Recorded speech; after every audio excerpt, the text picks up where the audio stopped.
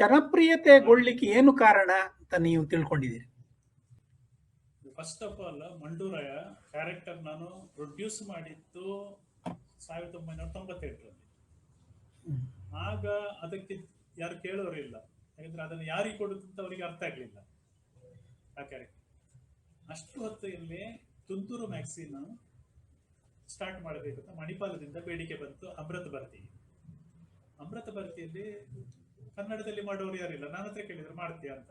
ಆ ಟೈಮ್ನಲ್ಲಿ ಏನಾದಿದ್ರು, ಅವ್ರ ಹತ್ರ ಫೀಚರ್ಸ್ ಉಂಟು, ಸೈನ್ಸ್ ಫೀಚರ್, ಕೆಲವು ಸ್ಟೋರೀಸ್ ವಿತ್ ಇಲ್ಲಸ್ಟ್ರೇಷನ್, ಮತ್ತೆ ಕಾಮಿಕ್ಸ್ ಎಲ್ಲ ನಮ್ದು ಜಾಸ್ತಿ ಇತ್ತು ನನ್ನ ಪ್ರೊಫೆಷನ್. ಸೊ ಅದೆಲ್ಲ ಸೇರಿಸಿ ಮಂಡೂರಾಯನನ್ನು ಸೇರಿಸಿ ಮತ್ತೆ ತುಂತುರಿಗಾಗಿ ಹೊಸದೊಂದು ಕ್ಯಾರೆಕ್ಟರ್ ಕ್ರಿಯೇಟ್ ಮಾಡಿದ್ದೆ, ಕಿರೋನಿಯೋ ಅಂತ.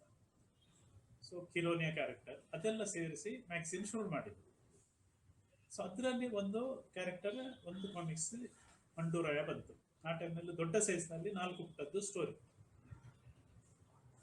ಹಾಗೆ ಅದರ ನಂತರ ಅವರು ಸಿಂಡಿಕೇಶನ್ ಶುರು ಮಾಡಿದ್ರು. ತುಂತುರಿನಲ್ಲಿ ಪ್ರಿಂಟ್ ಮಾಡಿದ ಕೂಡಲೇ ಅದರ ನಂತರ ಬೇರೆ ಬೇರೆ ಪೇಪರಿಗೆ ಅದನ್ನು ಸಿಂಡಿಕೇಶನ್ ಮಾಡ್ತಾ ಇದ್ರು.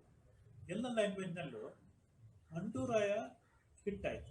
ಮೊದಲವರು ಕತೆ ನಮಗೆ ಅಷ್ಟು ಎಲ್ರಿಗೂ ಸಾಹಸ ಕತೆ ಬೇಕು, ಕಂಟಿನ್ಯೂಟಿ, ಒಂದು ಕಥೆಯಲ್ಲಿ ಕಂಟಿನ್ಯೂಟಿ ಬೇಕಾಗ್ತದೆ. ಆ ಕ್ಲಿಪ್ ಹ್ಯಾಂಗರ್ ಅಂತ ನಾನು ಹೇಳಿರ್ಬೇಕು ನಮಗೆ. ಆ ಕ್ಲಿಪ್ ಹ್ಯಾಂಗರ್ ಇದರಲ್ಲಿ ಮಾಡ್ಲಿಕ್ಕೆ ಆಗುದಿಲ್ಲ ಮಂಡೂರಾಯನಲ್ಲಿ. ಪತ್ರಿಕೆಗಳಿಗೆ ಸಾಹಸ ಕತೆ ಬೇಕು. ಸೊ ಅದರಿಂದಾಗಿ ಮಂಡೂರಾಯ ಬೇಡ ಅಂತ ಅವರು ಹಿಂದೆ ಇಟ್ಟಿದ್ರು. ಆದ್ರೆ ಮಂಡೂರಾಯ ಎಲ್ಲ ಪೇಪರ್ನಲ್ಲೂ ಹಿಟ್ ಆಯ್ತು. ಎಲ್ಲರೂ 4 ಪುಟ ಒಮ್ಮೆಗೆ ಪಬ್ಲಿಷ್ ಮಾಡ್ಲಿಕ್ಕೆ ಶುರು ಮಾಡಿದ್ರು ಒಂದೇ ಇಶ್ಯೂನಲ್ಲಿ. ಅಷ್ಟು ಖುಷಿ ಆಯ್ತು. ಸೊ ಅದು ನಮ್ದು, ಅದು ಮತ್ತು ನಂದು ಇನ್ನೊಂದು ಕ್ಯಾರೆಕ್ಟರ್ ಅಕಿರ ಅಂತ, ಅದು ಈನಾಡು ಮತ್ತು ದಿನಮಲ್ಲಮಲ್ಲಿ ಪಬ್ಲಿಷ್ ಆಗಬೇಕು. ಅದು 2 ಕ್ಯಾರೆಕ್ಟರ್ ನಂದು ಕಾಮಿಕ್ಸ್ ನಡೀತಾ ಇತ್ತು. ಸೊ 2004ರವರೆಗೆ ಇದು ಸಿಂಡಿಕೇಶನ್ ಆಗ್ತಾ ಇತ್ತು. ಅದರ ನಂತರ ನಾನು ತುಂತುರು ಸ್ಟಾರ್ಟ್ ಮಾಡಿದ ನಂತರ ಅಮೃತ ಭಾರತಿ ಬಿಡ್ಬೇಕಾಯ್ತು. ಆದ್ರೆ ಸಿಂಡಿಕೇಶನ್ ನಾನು ತಲೆ ಹಾಕ್ಲಿಕ್ಕೆ ಹೋಗ್ಲಿಲ್ಲ. ನಂದು ಬೇರೆ ಭಾಷೆಯಲ್ಲಿ ನಾನು ಕಳಿಸಿದ್ದೆಲ್ಲ ನಿಲ್ಲಿಸಿದೆ. ಯಾಕೆಂದ್ರೆ ಅದಕ್ಕೆ ಅಷ್ಟು ಪೇಷನ್ಸ್ ಬೇಕು, ಪೇಪರಿಗೆ ಕಳಿಸ್ಬೇಕು, ಅವರಿಗೆ ಪೇಮೆಂಟಿಗೆ ಬೆನ್ನು ಹಾಕಬೇಕು. ಅದು ಬಿಟ್ಟು ನನಗೆ ತುಂತುರು ಮತ್ತು ತರಂಗದಲ್ಲಿ ನಾನು ಬರೀಲಿಕ್ಕೆ ಶುರು ಮಾಡಿದ್ದೆ. So it was enough for me. So that was the reason. ಈಗ ನಿಮ್ದು ತರಂಗದಲ್ಲಿ ಮಾತ್ರ ಬರ್ತಾ ಇದೆಯಾ ಮಂಡೂರಾಯ? ಕಾಮಿಕ್ಸ್ ತರಂಗದಲ್ಲಿ ಮಾತ್ರ, ಇಷ್ಟವರೆಗೆ ಬೇರೆ ಯಾರಿಗೆ ಕೊಟ್ಟಿಲ್ಲ. ತರಂಗದಲ್ಲಿ ತುಂತುರಿನಲ್ಲಿ ಸುಮಾರು 10-20 ಕ್ಯಾರೆಕ್ಟರ್ ಸ್ಟಾರ್ಟ್ ಮಾಡಿದ್ದೆ. ಬೇರೆ ಬೇರೆ ಕ್ಯಾರೆಕ್ಟರ್ಸ್ ಅವರದ್ದು ಸ್ಟೋರೀಸ್ ಎಲ್ಲ. ಮತ್ತೆ ಒಂದು ತರಂಗದಲ್ಲಿ ಅವರು ಕಾಮಿಕ್ಸ್ ಕೇಳಿದ್ರು. ನಾನು ಶಿಕಾರ ಅಂತ ಒಂದು ಅವರಿಗಾಗಿ ಶಿಕಾರ ಅಂತ ಕಾಮಿಕ್ಸ್ ಕೊಟ್ಟಿದ್ದೆ. ಸೊ ಶಿಕಾರ ಕೆಲವು ಪೇಪರ್ನಲ್ಲಿ ಕಳಿಸಿದ್ದೆ ಆ ಟೈಮ್ನಲ್ಲಿ 2004ರಿಂದ 2008. ಮತ್ತೆ 2008ರ ನಂತರ ನಂದು ಬರವಣಿಗೆ ಜಾಸ್ತಿ ಆಯಿತು. ಸಿಂಡಿಕೇಶನ್ಗೆ ನನಗೆ ಪುರ್ಸತ್ತಿರಲಿಲ್ಲ. ಬಿಟ್ಬಿಟ್ಟು ನಿಮ್ದು ನೀವು ಬರೇ ಕಾಮಿಕ್ಸ್ ರೈಟರ್ ಅಲ್ಲ, ನೀವು ಸುದೀರ್ಘವಾಗಿ 200ಕ್ಕೂ ಹೆಚ್ಚು ಮುಖಪುಟ ಲೇಖನಗಳನ್ನು ಬರೆದಿದ್ದೀರಿ ಬೇರೆ ಬೇರೆ ವಿಷಯಗಳಲ್ಲಿ ಇನ್ ಡೆಪ್ತ್ ಆಗಿ. ಇದರ ನಿಮ್ಗೆ ಮಾಧ್ಯಮ ಅಕಾಡೆಮಿಯಿಂದ ಬಹುಮಾನವೂ ಬಂದಿದೆ. ಇದರ ಆಸಕ್ತಿ ಮತ್ತು ಇದರ ಸಿದ್ಧತೆ, ಇದರ ಪ್ರೋತ್ಸಾಹ ಎಲ್ಲಿ ಸಿಕ್ಕಿತು ಅಂತ? ನಾನು ಆರ್ಟಿಸ್ಟ್ ಆಗೋದಕ್ಕಿಂತ ಜಾಸ್ತಿಯಾಗಿ ನಾನು ಮೊದಲು ಬರಿತಾ ಇದ್ದೆ, ಪ್ರಬಂಧ ತುಂಬಾ ಬರಿತಾ ಇದ್ದೆ. ನನಗೆ ಶಾಲೆಯಲ್ಲಿ ಇರುವಾಗ ತುಂಬಾ ಪ್ರೈಸ್ ಸಿಗ್ತಾ ಇತ್ತು ಪ್ರಬಂಧಕ್ಕೆ. ಅದರ ಸೆಕೆಂಡ್ PUC ತನಕ ನಂದು ಬರವಣಿಗೆ ತುಂಬಾ ಇತ್ತು. ಎಲ್ಲ ಕಡೆಯಲ್ಲೂ ಪ್ರಬಂಧ ಬರೆದು ನನಗೆ ಪ್ರೈಸ್ ಸಿಗ್ತಾ ಇತ್ತು. ಅದು ನಂದು ಬರವಣಿಗೆದ್ದು ಒರಿಜಿನ್. ಆದ್ರೆ ಯಾವಾಗ ನಂದು ಕಾಮಿಕ್ಸ್ ಮತ್ತು ಇದ್ರದ್ದು ನಂಟು ಜಾಸ್ತಿ ಆಯ್ತು, ಆಗ ನಾನು ಬರವಣಿಗೆ ಹಿಂದೆ ಬಿಟ್ಟೆ. 1982ರ ಟೈಮ್ನಲ್ಲಿ ನಾನು ಉಡುಪಿಯಲ್ಲಿ ಇಂದ್ರಾಳಿಯಲ್ಲಿ ಇದ್ದೆ. ಇಂದ್ರಾಳಿಯಲ್ಲಿ ನನಗೆ ನೈಬರ್ ಆಗಿ ಓಡುವರ್ ಮಹಮ್ಮದ್ ಕುಂಜಿ ಅಂತ ಒಬ್ಬರು ದೊಡ್ಡ ರೈಟರ್, ಹಿರಿಯ ರೈಟರ್, ಅವರದ್ದು ಪರಿಚಯ, ಅವರದ್ದು ನಮ್ದು ನೈಬರ್ ಆಗಿದೆ. ಸೊ ಅವರ ಪ್ರೋತ್ಸಾಹದಿಂದ ನಾನೊಂದು ಕತೆ ಬರೆದೆ. ಆ ಕತೆ ಮಯೂರದಲ್ಲಿ ಪ್ರಿಂಟ್ ಆಯಿತು, ಸತ್ತವನು ಅಂತ ಹೆಸರಿನಲ್ಲಿ. 1982 ಡಿಸೆಂಬರ್ ಅಂದಾಜಿನಲ್ಲಿ ಇರಬೇಕು, ನನಗೆ ಸರಿ ನೆನಪು ಬರ್ತಾ ಇಲ್ಲ. ಸೊ ಅದು 82 ಇಲ್ಲದ್ರೆ 83. ಓಕೆ, ಅದು ಕತೆ ಇಷ್ಟ ಆಗಿರ್ಬೇಕು ಅವರಿಗೆ. ಮಯೂರದವ್ರದ್ದೇ ಬಹುಶಃ ಕನೆಕ್ಷನ್, ಡೆಕ್ಕನ್ ಪ್ರಕಾಶನ ಅವರಿಗೆ ಕನೆಕ್ಷನ್ ಏನೋ ಇರ್ತದೆ, ನನಗೆ ಸರಿಯಾಗಿ ಗೊತ್ತಿಲ್ಲ ಅಲ್ಲಿದ್ದೆಲ್ಲ. ಸೊ ಡೆಕ್ಕನ್ ಪ್ರಕಾಶನದಿಂದ ಇಮಿಡಿಯೇಟ್ ಆಗಿ ಅಲ್ಲಿಂದ ರಾಮಚಂದ್ರ ದೇವ ಅಂತ ಸಂಪಾದಕರದ್ದು ಒಂದು ಲೆಟರ್ ಬಂತು, ನಿಮ್ಮ ಕತೆ ತುಂಬಾ ಇಷ್ಟ ಆಯ್ತು, ನಮ್ಗೆ ಇದೇ ಶೈಲಿಯಲ್ಲಿ ಒಂದು ಕಾದಂಬರಿ ಬರೆದು ಕೊಡಿ, ಅನುವಾದ ಆದ್ರೂ ಸಹ ನಡೀತದೆ, ಬರೆದು ಕೊಡಿ, ಖುಷಿ ಆಯ್ತು ಮಾಡುವಂತ ಆಯ್ತು, ಸಿಕ್ತು ಎಲ್ಲ ಆಯ್ತು. ಆದ್ರೆ ಅಷ್ಟೊತ್ತಿಗೆ ಟಿಂಕಲ್ ಶುರು ಆಯ್ತು. ಆ ಟೈಮ್ನಲ್ಲೆಲ್ಲ ಬರವಣಿಗೆಗಿಂತ ಚಿತ್ರಕ್ಕೆ ಜಾಸ್ತಿ ನಡೆಸುತ್ತೆ ನಮ್ದು. ಆ ಟೈಮಲ್ಲಿ ಕ್ಯಾಲ್ಕುಲೇಷನ್ ಹಾಗೆ, ನಾನು ಟಿಂಕಲ್ ನಲ್ಲಿ ಒಳ್ಳೆ ಇನ್ಕಮ್ ಇತ್ತು, ನಾನು ಇದಕ್ಕೆ ತಲೆಗೆ ಯಾಕಂದ್ರೆ ಬರೆಯೋದು ಸುಲಭ ಅಲ್ಲ, ಟೈಮ್ ಹಿಡಿತದೆ. ಇದು ಶುರು ಮಾಡಿದೆ, ಅದು ಮೂಲೆಗೆ ಬಿತ್ತು, ಅದು ಹಾಗೆ ಇತ್ತು. ನಂತರ ತುಂತುರಿನಲ್ಲಿ ಬರೀಲಿಕ್ಕೆ ಶುರು ಮಾಡಿದೆ. ತುಂತುರಿನಲ್ಲಿ ಕೆಲವೆಲ್ಲ ಲೇಖನ ಬರಿಬೇಕಾಗಿತ್ತು. ತುಂತುರು 2004ರಲ್ಲಿ ಅಮೃತ ಭಾರತಿಯವ್ರದ್ದು ನಮ್ದು ಸ್ವಲ್ಪ ಇದಾಯ್ತು, ನಾನು ಹೊರಗೆ ಬಂದೆ. ತುಂತುರು ನನ್ನ ಬೆನ್ನ ಹಿಂದೆ ಬಂತು. ಅದರಲ್ಲಿ ನಾನು ಬರೆದ ಲೇಖನ ನೋಡಿ ತರಂಗದ್ದು ಎಡಿಟರ್ ರಾಜಲಕ್ಷ್ಮಿ ಅವರು ನನಗೆ ಹೇಳಿದ್ರು, ನೀವು ಒಂದು ಲೇಖನ ಬರೆಯಿರಿ ಅಂತ ತರಂಗ. ಫಸ್ಟ್ ನಂದು ಲೇಖನ ಪ್ರಿಯಂವದ ಬಿರ್ಲಾರ್ದು ಉಯಿಲಿದ್ದು ಕತೆ, ಹಗರಣ ಇತ್ತು, ದೊಡ್ಡ ಹಗರಣ ಇತ್ತು, ಅದರದ್ದು ಒಂದು ಲೇಖನ ಬರುತ್ತೆ. ಅದು ಖುಷಿ ಆಯ್ತು, ಕಂಟಿನ್ಯೂಸ್ ಆಗಿ ಬರೀಲಿಕ್ಕೆ ಶುರು ಮಾಡಿದೆ. ಬ್ಯಾಕ್ ಗ್ರೌಂಡ್ ಏನು ಹೇಳಿದ್ರೆ, ನಾನು ಓದ್ತೇನೆ ತುಂಬಾ, ನನಗೆ ಓದಿಗೆ ಲಿಮಿಟ್ ಇಲ್ಲ, ಎಂತ ಸಿಕ್ಕಿದ್ರು ಓದ್ತೇನೆ. ಈಗ ಕೂತ್ಕೊಂಡು ನಾನು ಒಂದು ನಿಮಿಷ ಕೂತ್ಕೊಳ್ಳೋದಕ್ಕೆ ಓದ್ತಾ ಇರಬೇಕು ಏನಾದ್ರು. ಸೊ ವಿಷಯ ತುಂಬಾ ಇರ್ತದೆ, ಬರವಣಿಗೆ ಸ್ವಲ್ಪ ಬರೆಯೋ ಗೀಚಿ ಸುಧಾರಿಸಿತು, ಬರಿತಾ ಇರ್ತೇನೆ ಹಾಗೆ.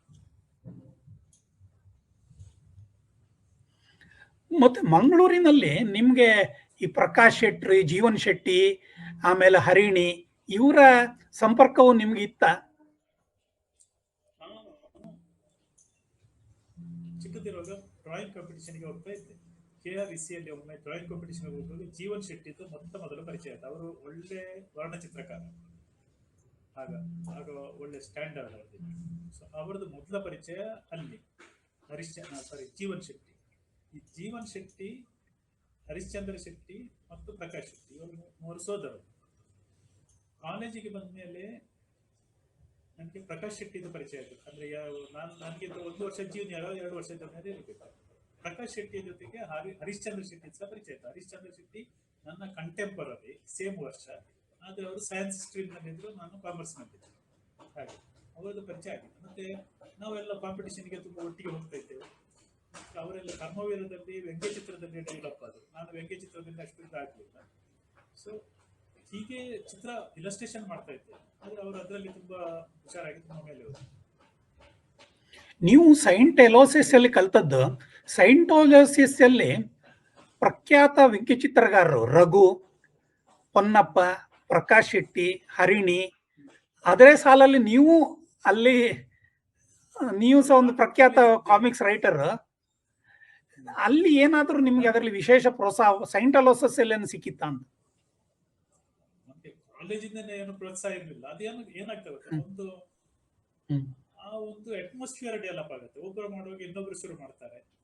ಆಕ್ಚುಲಿ ಕಾರ್ಟೂನ್ ಶುರು ಮಾಡಿದ್ದು ನಾನು ಫಸ್ಟಿಗೆ, ಅದರ ನಂತರ ಉಳಿದವ್ರು ಸಹ ಒಟ್ಟಿಗೆ ಡೆವಲಪ್ ಮಾಡಿದ್ರು. ಪ್ರಕಾಶ್ ಶೆಟ್ಟಿ ಸದನ ಒಟ್ಟಿಗೆ ಡೆವಲಪ್ ಆಗಿರ್ಬೇಕು. ಫಸ್ಟ್ ಅಲ್ಲಿ ನಿಮ್ಗೆ ಕನ್ನಡ ಇವರು ದಾಮೋದರ್ ಶೆಟ್ಟಿ ಅವರೆಲ್ಲ ಇದ್ರಾಗ ಕನ್ನಡ ದಾಮೋದರ್ ಶೆಟ್ಟಿ ಇದ್ರು. ದಾಮೋದರ್ ಶೆಟ್ಟಿ ಆಗ ನಮ್ಗೆ ಕನ್ನಡ ಕಲಿಸ್ತಾ ಇದ್ರು. ಯಾಕಂದ್ರೆ ನನಗೆ ನಾನು ಸಂಸ್ಕೃತ ತಗೊಂಡಿದ್ದೆ, Sanskrit first and second PUC. ನಂತರ ಸಂಸ್ಕೃತ ಮತ್ತೆ ನಿಮ್ಮ ಕಾಮಿಕ್ಸ್ ರೈಟಿಂಗ್ ಅಲ್ಲಿ ಒಂದು ಚಿತ್ರಕಥೆ ಬರಿಬೇಕಾದ್ರೆ ನಿಮಗೆ ಕ್ಯಾಮರಾದ ಆಂಗಲ್ಗಳೆಲ್ಲ ಬೇಕಾಗುತ್ತೆ, ಟಾಪ್ ವ್ಯೂ, ಸೈಡ್ ವ್ಯೂ. ಇದೊಂದು ಲ್ಯಾಂಗ್ವೇಜ್, ಇದು ಸಿನಿಮಾದ ಲ್ಯಾಂಗ್ವೇಜ್. ಈ ಪರಿಣತಿ ನಿಮ್ಗೆ ಹೇಗೆ ಬಂತು? ಮಾಡಿಕೊಂಡು ಹೋದದ್ದು. ಯಾಕಂದ್ರೆ ಸ್ಟಾರ್ಟಿಂಗ್ ನಲ್ಲಿ ನಂದು ಮುಂಚಿನ ಚಿತ್ರ ಎಲ್ಲ ಉಂಟು, ನಂದು ಒಂದೇ ಆಂಗಲ್ ನಲ್ಲಿ ಇತ್ತು. ಅನಂತ್ ಪೈ ಹೇಳಿದ್ರು ಹೀಗಲ್ಲ ಹಾಗೆ ಮಾಡು ಅಂತ. ಅನಂತ್ ಪೈ ಅವರು ಅನಂತ್ ಪೈ ಅವರು. ಸೊ ಹಾಗೆ ಮಾಡ್ತಾ ಹೋದೆ. ಅದ್ರ ನಂತರ ದೇವನಾಥ್ ಕೆಲವರು ಸಜೆಷನ್ ಕೊಟ್ಟರು. ಸೊ ಅಲ್ಲಿ ಅವರಿಂದೆಲ್ಲ ಸಜೆಷನ್ ತಗೊಂಡು ನಂತರ ನಾನೇ ಅಧ್ಯಯನ ಮಾಡಿ. ಯಾಕಂದ್ರೆ ಅಷ್ಟು ಮಾತ್ರ ಅಲ್ಲ, ಈ ಕಾಮಿಕ್ಸ್ ನಲ್ಲಿ, ಕಾರ್ಟೂನ್ ನಲ್ಲೂ ಬೇಕು, ಕಾಮಿಕ್ಸ್ ನಲ್ಲಿ ಮುಖದ ಎಕ್ಸ್ಪ್ರೆಷನ್ ತುಂಬಾ ಇಂಪಾರ್ಟೆಂಟ್. ಯಾವ ಹೇಗೆ ಮಾಡೋದು? ಫೇಶಿಯಲ್ ಯಾವ ಎಕ್ಸ್ಪ್ರೆಷನ್? ಎಕ್ಸ್ಪ್ರೆಷನ್ ಹಾ, ಫೇಶಿಯಲ್ ಫೇಶಿಯಲ್. ಎಕ್ಸ್ಪ್ರೆಷನ್ ತುಂಬಾ ಇಂಪಾರ್ಟೆಂಟ್. ಬೇರೆ ಬೇರೆ ಇದರಲ್ಲಿ ಸನ್ನಿವೇಶದಲ್ಲಿ ಒಂದೇ ಕ್ಯಾರೆಕ್ಟರ್ ಹ್ಮ್. ಹೇಗೆ ಒಂದು ಎಕ್ಸ್ಪ್ರೆಷನ್ ಇರುತ್ತೆ ಅಂತ ಅದೆಲ್ಲ ಏನು ಗೊತ್ತಿಲ್ಲ, ಹೀಗೆ ನೋಡಿಕೊಂಡು ಗೀಚಿಕೊಂಡೆ ಕಲ್ತದ್ದು. ಅವನಿಗೆ ಶುರು ಮಾಡುವಾಗ ಖಾಲಿ ಆಗ ಬೇರೆಯವ್ರದ್ದೆಲ್ಲ ಈಗ ಆಸ್ಟರಿಕ್ಸ್ ಅಂತ ಮ್ಯಾಗ್ಝಿನ್ ಇತ್ತು. ಈಗ ಈಗ ಬರ್ತಾ ಉಂಟ ಇಲ್ಲ ಗೊತ್ತಿಲ್ಲ. ಆಸ್ಟರಿಕ್ಸ್ ಅಂತ ಹಾಗೆ ತುಂಬಾ ಫೇಮಸ್ ಅದರ ಸಿನಿಮ್ಸ್ ಆಸ್ಟರಿಕ್ಸ್ ಅಂತ. ಅದರ ಚಿತ್ರ ಎಲ್ಲ ಬೇರೆ ಬೇರೆ ಚಿತ್ರ ನೋಡಿ ನಾವು ಅದನ್ನು ಕಾಪಿ ಮಾಡಿ ಮಾಡೋದು. ಆರ್ಚಿ ಅಂತ ಇತ್ತು. ಸೊ ನಮ್ದು ಫಸ್ಟ್ ಗೀಚಿ ಅಲ್ಲಿಂದ ಅದು ಇದು ಇದೆಲ್ಲ ನೋಡಿ ಹಾಗೆ ಮಾಡಿ ಅದರಿಂದಾಗಿ ನಮ್ಮದೇ ಒಂದು ಡೆವಲಪ್ ಆಯ್ತು. ನಿಮ್ಮ ಚಿತ್ರಗಳು ವಿದೇಶಕ್ಕೂ ಹೋಗಿದೆ, ವಿದೇಶಗಳಿಗೂ ಸಿಂಡಿಕೇಶನ್ ಹೋಗಿದೆ, ಸಪ್ಲೈ ಆಗಿದೆ. ವಿದೇಶಕ್ಕೆ ಸಿಂಡಿಕೇಶನ್ ಹೋಗಿರ್ಲಿಕ್ಕೆ ದೇವನಾಡಿಗಾರನೆ ಕೊಟ್ಟಿದ್ರೆ ಬೇರೆ.